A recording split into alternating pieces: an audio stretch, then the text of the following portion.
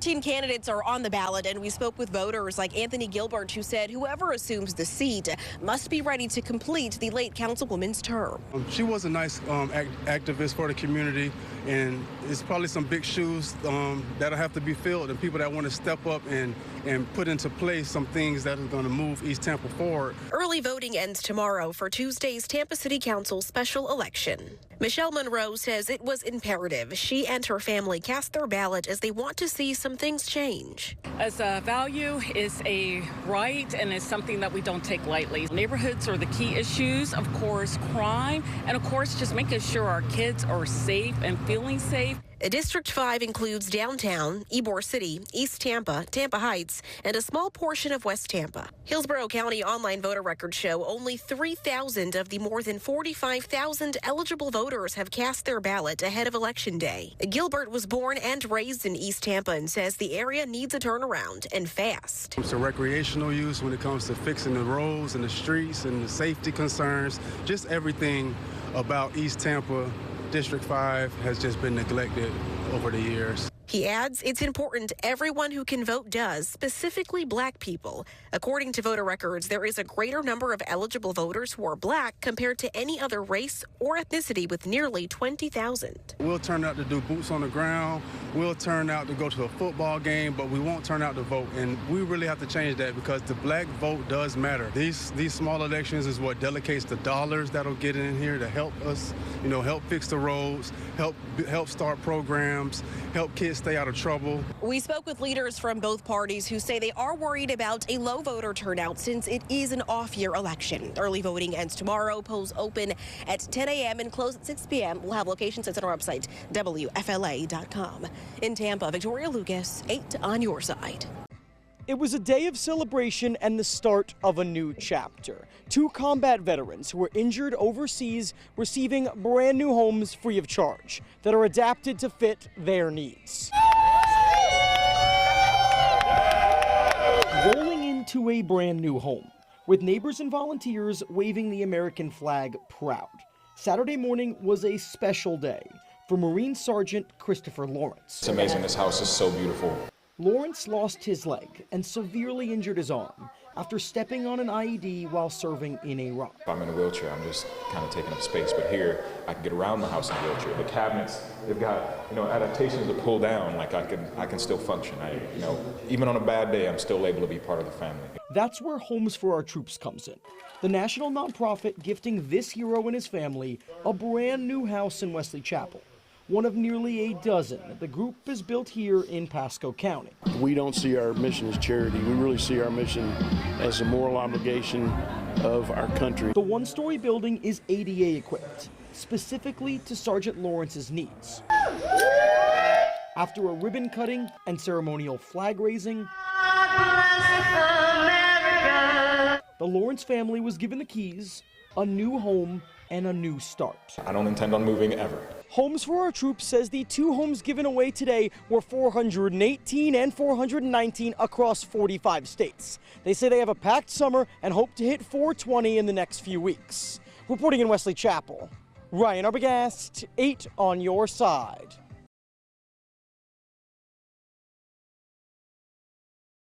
This was just another method for them to line their pockets with money. That was really what it was. It was fraud from the outset.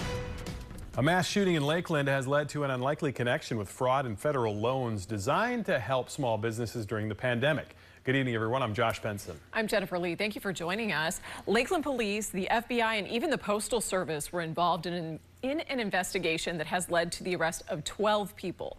News Channel 8's Jeff Patterson joins us now live from the federal courthouse in Tampa with this story. Jeff.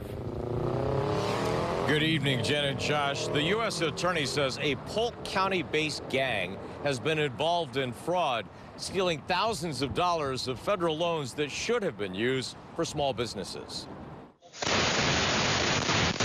In January of 2023, 11 people were shot in a drive-by shooting in Lakeland, one of Polk County's worst mass shootings ever. Lakeland authorities soon found out the shooting was related to drugs and a gang called the Lakeland Hood Boys Gang. Police were well familiar with the members.